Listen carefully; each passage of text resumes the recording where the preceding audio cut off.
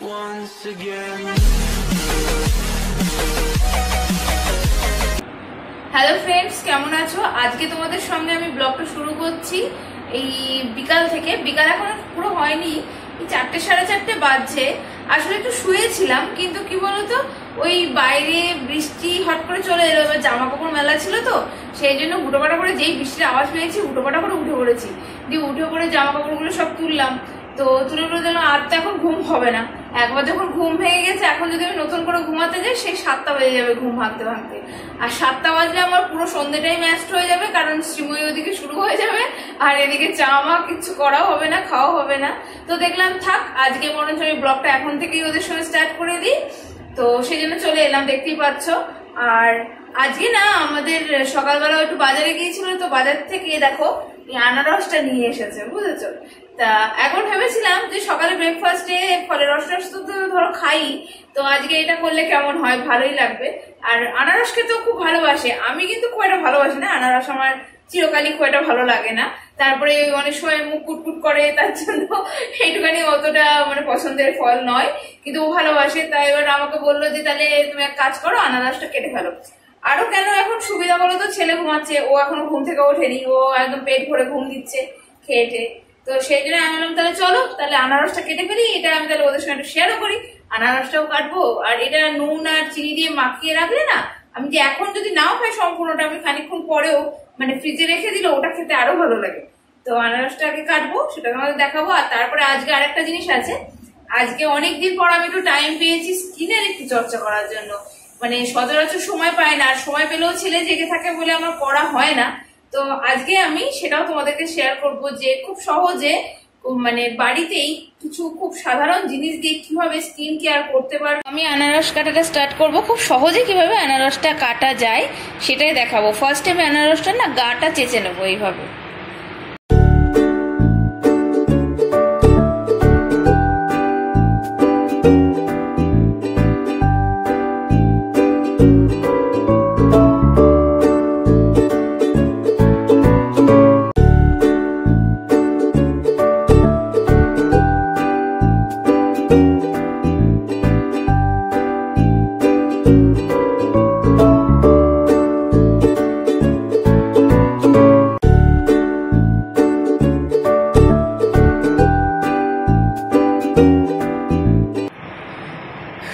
তো আনারসটা আমি পরিষ্কার করে গাটা ফার্স্টে চেঁচে নিলাম। এবার দেখো আমি কিভাবে আনারসের যে চোখগুলো থাকে সেগুলোকে এর থেকে সুন্দরভাবে বাদ দিয়ে দেবো। তো এই প্রসেসটা খুব জানা দরকার, তাহলে না কোনো প্রবলেম হয় না আনারস খেতে। চলো দেখে নাও। এখানে চোখগুলো সবসময় একটা লাইনে থাকে, তো এই লাইন মাফিক আমি যদি প্রথমেই এরম এরম ভাবে কাটি, তাহলে আমার চোখগুলো সুন্দর করে বাদ চলে যাবে।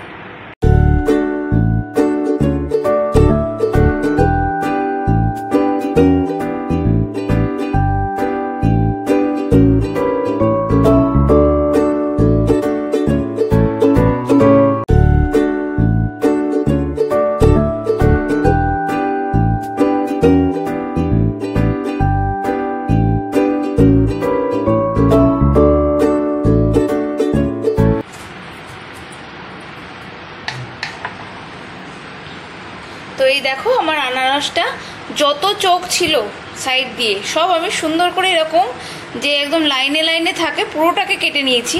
তো আমার আনারসটা কত সুন্দর লাগছে না দেখতে, মানে একদম মেশিনে যেরকম কাটে।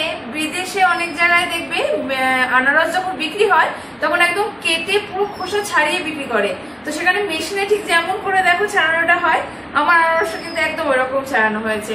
মেশিন ছাড়া নিজের হাতেই এরকম সুন্দর করে তোমরাও ছাড়িয়ে নিতে পারবে। এই প্রসেসটা প্রত্যেকে একবার করে দেখো, আমার মনে হয় খুব ভালো সহজে ছাড়াতে পারবে। এবার আমি এটাকে মাঝখান বরাবর কাটবো।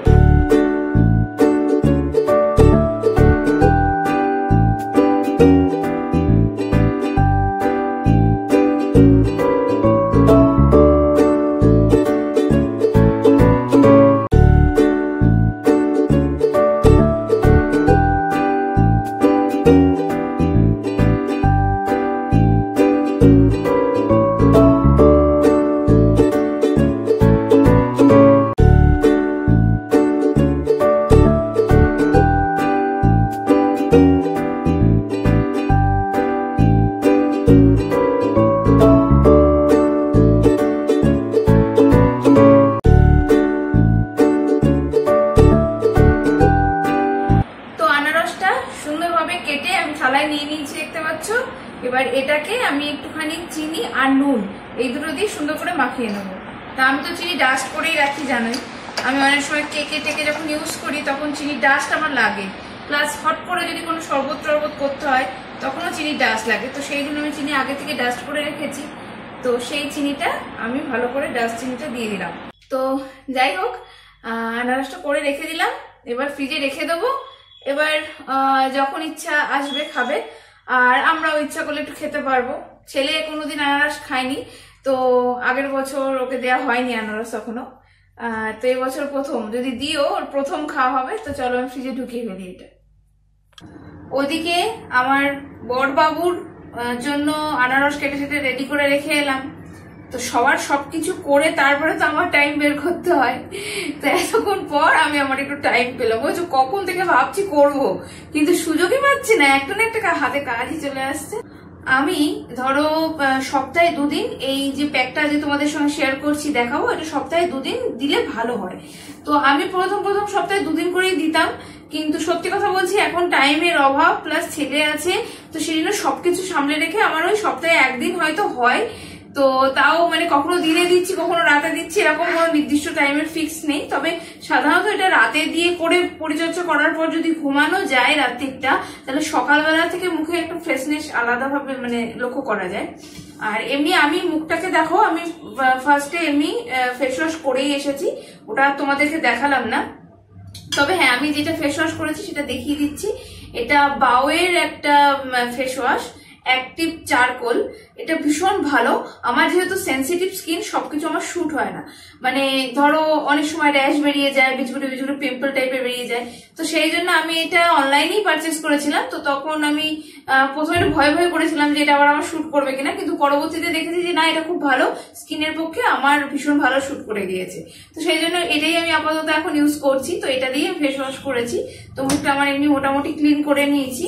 এবার আমি প্যাকটা তৈরি করব। তো প্যাকটা তৈরি করতে ফার্স্টে কি কি লাগবে একবার তোমাদেরকে আমি দেখিয়ে নিচ্ছি, চলো একবার দেখি। 1 চামচ হলুদ আমি আগেই নিয়ে এসেছি, এটা দেখালাম না। আর এখানে আমি হানি নিয়েছি, এটা আমি 1 চামচ পরিমাণ নিয়ে নেব। এটা তোমরা ইচ্ছা করলে ডাবরের হানি ইউজ করতে পারো, বাট আমার এই মুহূর্তে ডাবরের হানিটা নেই, তো যেটা আছে আমার সেটাই আমি নিচ্ছি। এই 1 চামচ পরিমাণ হানি দিয়ে দিলাম। যেহেতু আমার সেন্সিটিভ স্কিন, সেই জন্য আমি লেবুটা খুব বেশি ইউজ করবো না, ওই 2-3 ফোঁটা মতো ইউজ করব। আর মেন যে ইনগ্রেডিয়েন্ট সেটা হলো মুলতানি মাটি। এটা পিওর অ্যান্ড ফ্রেশ, এটা কালার নেক্সট এর মুলতানি মাটি। এটা ভীষণ ভালো, আমি ইউজ এটাই করি। তো আমি প্যাকটা দেখতেই পাচ্ছ, সিলটা কাটা, তার জন্য এর আগে আমি একবার ইউজ করেছি। তো এটা আমি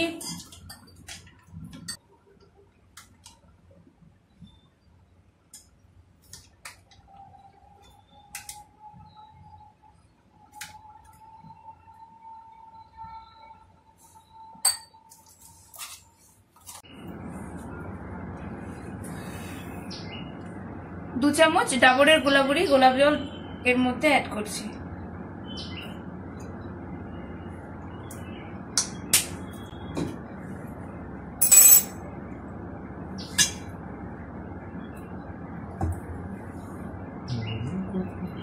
আমি হাত দিয়ে সবটা মিক্স করে নিলাম ভালো করে। এটার মধ্যে যে মুলতানি মাটিটা আমি দিয়েছি, এটা একটু বেশি পরিমাণে আমি ইউজ করছি, খুব একটা পাতলা করছি না, কারণ মুলতানি মাটিটা রিঙ্কেলটা দূর করে খুব ভালো। এটা শুকিয়ে যাওয়া মোটামুটি 15 থেকে 20 মিনিট লাগে শুকাতে। তো শুকিয়ে যাওয়ার পর এটা মানে স্কিনটা না খুব টান টান একটা বোঝা যায়, মানে তখন ইভেন আমি কথাও বলতে পারবো না। ওটার জন্য স্কিনটা প্রচন্ড যে টান টান হয়, তারপরে ধুয়ে ফেললে মানে যে রিঙ্কেল যদি বয়সের ছাপ যেটা আর কি, সেটাও থাকে না, চলে যায়। বিশেষ করে যাদের ব্রণও হয় না, তারাও এটা খুব ভালো, মানে এই প্যাকটা তাদের পক্ষে খুব ভালো। সেন্সিটিভ স্কিন তো অবশ্যই ভালো। আর আমারও মাঝে সাথে টুকটাক, খুব কমই কিন্তু 2-1টা ব্রণ বা র্যাশ বেরোয়। তো সেক্ষেত্রে এটা খুব ইউজফুল একটা প্যাক। কারণ দেখো, আমরা এর মধ্যে যেটা ইউজ করছি, 1 নম্বর এর মধ্যে যে লেবুটা দিচ্ছি, তবে লেবুটা সেন্সিটিভ স্কিনের পক্ষে অনেকে শুট করে, অনেকে শুট করে না। যাদের শুট করে না তাদের না ইউজ করাই ভালো। তবে এটা অ্যান্টি ব্যাকটেরিয়াল, কারণ যে পিম্পল গুলো যে তৈরি হয় তার যে কজিং ব্যাকটেরিয়া সেগুলো কিন্তু এই তোমার মধুই বলো বা লেবুই বলো এগুলো অনেকটা কমাতে আমার ছেলে উঠে পড়েছে। আমার বিউটি মানে আমার এইসব করতে গেলে না আমার খুব মুশকিল, আমার এসব হয় না সাধারণত। এই জন্য অনেক সময় ব্লেমিশ চলে আসে না, তারপরে কালো অনেক সময় যে তিলের ছোপ টোপ হয় সেটাও এই মানে মুলতানি মাটিটা সেটার পক্ষেও খুব ভীষণ কার্যকারী একটা প্রোডাক্ট। আমার ছেলে চলে এসেছে এখানে। যাই হোক, অনেক বকবক করছি তোমাদের সঙ্গে, তো এখন এটা আমাকে শোকাতে দিতে হবে, বুঝেছো? তো এটা আমি পুরো ফেসে আমার অ্যাপ্লাই করে ফেললাম। এবার এটাকে আমার শোকানোর জন্য 15 থেকে 20 মিনিট রেখে দিতে হবে। তারপর আমি মুখটা জল দিয়ে একদম প্লেন সিম্পল জলে ধুয়ে ফেলবো, দেন তারপর তোমাদের সঙ্গে দেখা করবো। আমি প্লেন ওয়াটার দিয়ে মুখটাকে ওয়াশ করে এলাম, কারণ প্রচন্ড টান টান হয়ে গেছিল, ওই অবস্থায় তোমাদের সঙ্গে কথা বলতে পারতাম না। আমি একবার ভাবলাম যে ওটা যখন শুকিয়ে গেছে একবার তোমাদেরকে দেখিয়ে দিই, কিন্তু এতটাই ফাটফাট হয়ে গেছিল মানে মুখ আমি হাঁ করতে পারছিলাম না। তো সেই জন্য একেবারে ধুয়ে টুয়ে চলে এসেছি। তো আমার স্কিনের গ্লোটা আশা করি বুঝতে পারছো, অনেকটাই মুখটা পরিষ্কার এবং ঝকঝকে লাগছে, যথেষ্ট গ্লো করছে। তো এই জন্যই আমি এই প্যাকটা ইউজ করি, তোমরাও বাড়িতে পারলে এই প্যাকটা ইউজ করো, আশা করি খুব ভালো একটা রেজাল্ট পাবে। তো যাই হোক, আমার এদিকে 7টা ছুঁই ছুঁই কাটা, আমাকে শ্রীময়ীর জন্য চা বানিয়ে ফেলতে হয়েছে। তবে চা করে ফেলেছি, আমার ছেলেকে একটু দুধ টুধ খাই দিয়েছি, এখন আপন মনে খেলা করে বেড়াচ্ছে। আমি বাসন কোসন এখন আর কিছু মাজা ঘষা করবো না, চাটা শুধু ছেঁকে নিয়েছি। তো আমি এইবার এই দুজনের জন্য যে চা খাচ্ছি, বুঝছো তো? তো যেহেতু আজকে একটু অন্য প্ল্যান আছে, প্ল্যানটার কথা আমি তোমাকে পরে বলছি, ওখানে গিয়ে বসে বলছি। তো সেই জন্য আজকে প্লেন রচা আর এমনি মেরি বিস্কুট নিয়েছি, এ দেখো দেখতেই পাচ্ছ। তো আমি চলে যাচ্ছি, একদম টিভি দেখবো আর তার সঙ্গে চা খাবো। তো চলো আমরা সিমুইটা চালিয়ে ফেলি, দেরি হয়ে যাবে। চাই বল, এই যে সকাল থেকে তোকে খুঁজে পাওয়া যাচ্ছিল না, বাবারে বাবারে কি চিন্তা কি চিন্তা। জুন তো দুপুর বেলায় ভাতই খেলো না কো। বল না মা, কি দরকারটা সবার সামনেই বল না। বলো বেটা, কিছু খেতে ইচ্ছে করছে? হ্যাঁ মানে বলো, এটা তো কোনো ব্যাপার না, আমরা অনলাইনে আনিয়ে দিচ্ছি। না না সেসব কিছু না। মানে তুই তো সিময় শুরু হয়ে গিয়েছে, আমরা সবাই বসে পড়েছি, আর ছেলে মাঝখানে চলে এসেছে। ও তো মাঝে মাঝে এসে একটুখানি বিস্কুটে ঠোকর দেবে, তবে স্থির নয়, অস্থির। ও দেখো উঠে গেল, আবার আমাকে ধাক্কা টাক্কা মেরে উঠে চলে গেল, আবার ওদিক দিয়ে বেয়ে ঠেয়ে কোথায় যাবে ঠিক নেই। ওই জন্য আমি খুব ভালো করে জানি এই করে। সিমইটা এখন খুব জমে উঠেছে দেখছি, দেখতে দেখতে চা গরম গরম একটা আলাদাই বলেছি, আমার ভীষণ ভালো লাগে এই টাইমটাতে। আমিও দেখি, আর আমার বসে পড়েছে এসে পাশে, একসঙ্গে ভালোই লাগে দেখতে। আর ছেলেকে যেন তো এক্ষুনি একটুখানি ওই নিজে ঠাকুমা দাদুর কাছে দেবো, কারণ ও তার সিরিয়াল দেখবে না, ও থাকলে খুব জ্বালাবে, শান্তি করে সিরিয়ালটা দেখতেও দেবে না, দুষ্টু ছেলে একটা। না সারাদিন ঘরে থেকে না বোর হয়ে যায়, বোর হয়ে যায়। ওই জন্য প্রত্যেকদিন টাইম বাঁধা, একদম বিকালবেলা এই সময়টা হলেই দাদু ঠাকুমারা চলে যাবে নিচের ঘরে, ওখানে গিয়ে একটুখানি বেশ পাই, ধরো ওখানে একটু খেলা খেলা হয়, আনন্দ করে। তো সেই জন্য দিয়ে আসি। আজকে রাতে ঠিক করেছি ক্যান্ডেল লাইট ডিনার করবো। মানে বুঝুকে মানুষ তো আমি, হট করে ইচ্ছা হলে রোজই একঘেয়েমি এরকম ঝকমকে পরিবেশে খাওয়া দাওয়া হয় ডিনার।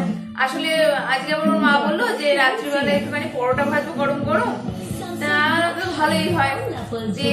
আর ও খুব এইসব লুচি পরোটা খাওয়ার খুব ভালোবাসে, মানে ভাত আমরা যেরকম, আমি সত্যি কথা বলতে একটু ভেতো বাঙালি, মানে ভাত খেতে ভালোবাসি, কিন্তু ও আবার লুচি পরোটা এগুলো বেশি পছন্দ করে। আমার মাও ঠিক তাই, একই রকম। তো ওর সঙ্গে আমার মায়ের খুব মিল আছে। তো যাই হোক, হ্যাঁ বিস্কুট দিচ্ছি আমার ছেলে, দাও দাও দাও, আমি চুবিয়ে দিচ্ছি, দাও দাও।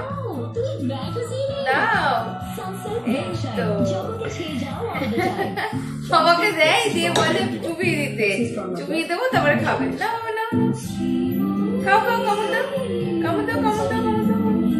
এই সিমইটা শেষ হলো সবে, আর ছেলেকে নিচে দিতে গেল ওর বাবা কোলে নিয়ে। আমি বললাম না যে শেষ হবে তখন ছেলে একটু নিচে যাবে ঠাকুমা দাদুর কাছে, তো সেই জন্য দিতে গেল। যাই হোক, এবার এই কাপ প্লেট খেলেই তো হবে না, এগুলো আবার মাজতে হবে। তো সেই জন্য এখন আবার আমি ওদিকে চলে যাচ্ছি, টিভি অফ করে দেবো, কারণ পরে যে সিরিয়াল গুলো আছে খুব একটা ইম্পর্টেন্ট আমার মানে ভালো লাগে না, অত দেখি না। আর তারপরে ধরো এখন থেকে টুকটুক করে কাজকর্মগুলো করি, নাহলে এরপর আবার ডিনারেও দেরি হয়ে যায়। তো সেই জন্য টুকটাক অন্য আমার যে কাজগুলো থাকে এটা ওটা, তো সেগুলো আমি এই সময়টা একটু ফাঁকা পাই, কারণ ছেলেটা এই সময় থাকে না উপরে, তো টুকটুক করে সেগুলো সেরে ফেলি।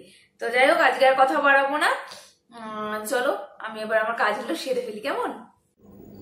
সোনাই, তুমি দাদুর কোলে বসে কি করছো? ফোন করছো দাদুর ফোন নিয়ে? হ্যাঁ, দাদুর ফোন নিয়ে কি করছো? হ্যাঁ, দাদুর ফোন নিয়ে বসে বসে সোনাই খেলাই করছে। বাবা, কটা ফোন? দুটো ফোন লাগবে নাকি? নেবে, এখন একটা আছে, নিজেরটা তো খারাপ।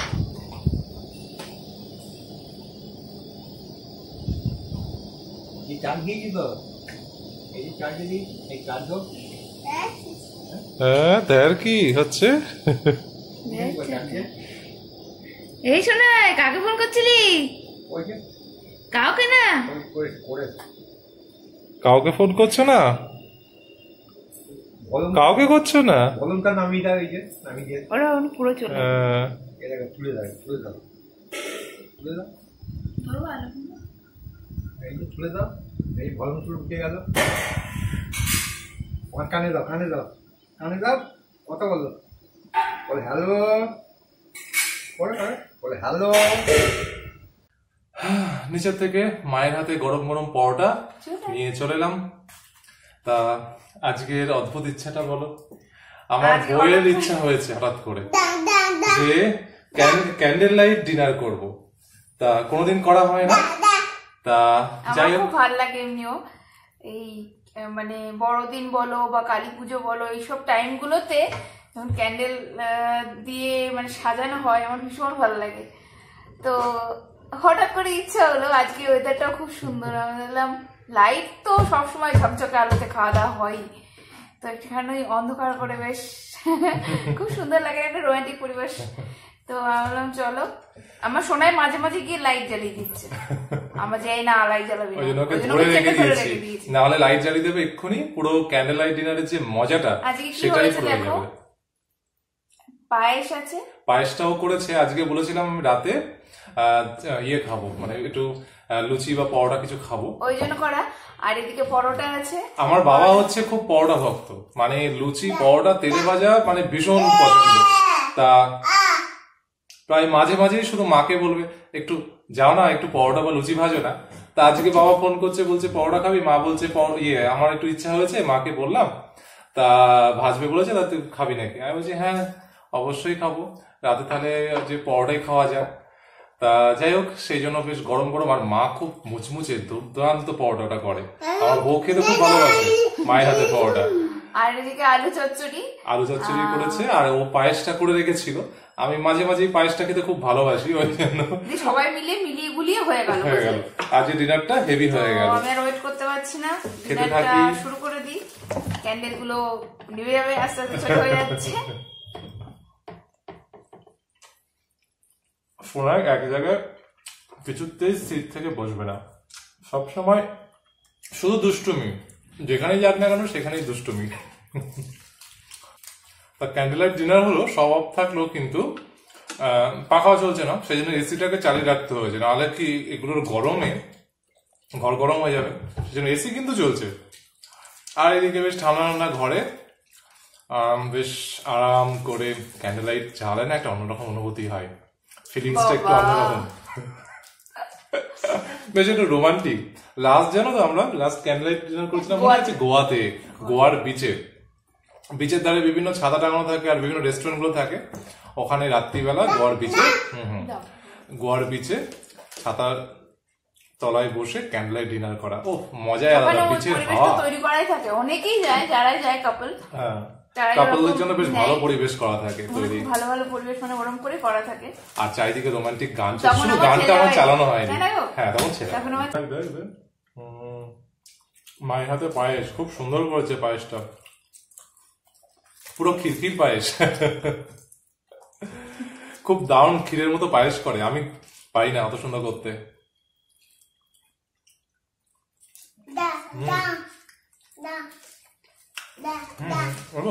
দিচ্ছি, সোনাইয়ের খুব ভালো লেগেছে, সোনাইয়ের মায়ের হাতের পায়েস খাচ্ছে।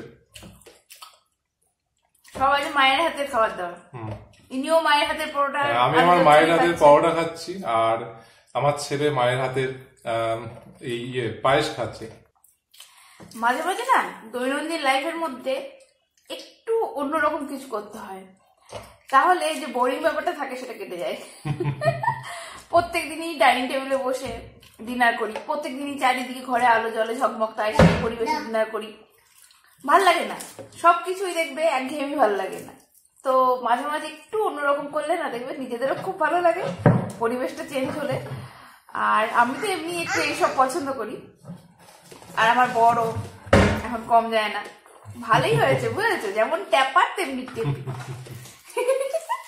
ট্যাপার টেপি মিলে মাথায় ধুম দাম, যখন যা আসে তাই করে ফেলি। আমরা না সত্যি বলছি এত মানে এরকম করি, নিজেরাই দুজনে হাসাহাসি করি।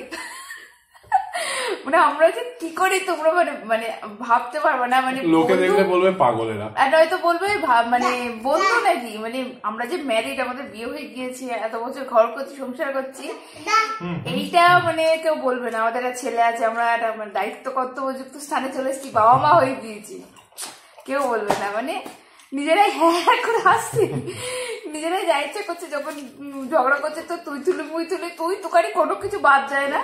আবার যখন ভাব আছে দেখো কিরকম, এইরকম। এইটা আমার কিন্তু খুব ভালো লাগে। আমি আমার লাইফটাই কিন্তু এরকম ভাবে খুব এনজয় করি সত্যি কথা। আর কোনো কিছু জীবনে ওই মানে খুব বেশি সিরিয়াস হয়ে যাওয়া ভালো না লাগে। এরকমই তো ভালো না। খুব বেশি সিরিয়াস হলে বেশি বাস্তব। সিরিয়াস মানে কি বলতো, বয়স্কর লক্ষণ। একদম দেখবে বুড়ো যে সমস্ত মানুষগুলো হয়, কুচিতে বলতে চাই যে আমি বুড়ি হইনি, তুমি বুড়ো হবি। যতদিন হেসে খেলে মানে নিজেদের মধ্যে আনন্দ করে থাকা যায় না, ততদিন মনটা বয়স হবে না। তুমি যদি বয়সটাও বাড়ে না, মনটা কিন্তু বয়স হবে না। মনে হবে যেন আমরা ছোটই আছি এখনো। সেই হ্যাঁ দি বাচ্চাদের মতনই যেন আমরা এখনো আছি, সেই হাব ভাব করি বাচ্চাদের মতন। মানে যেটা ইচ্ছা যখন খুশি তাই করে ফেলি। মানে আমরাও ঠিক তাই, মানে যখন যা ভালো লাগলো তাই করে ফেলি, মানে কোনো সীমা নেই।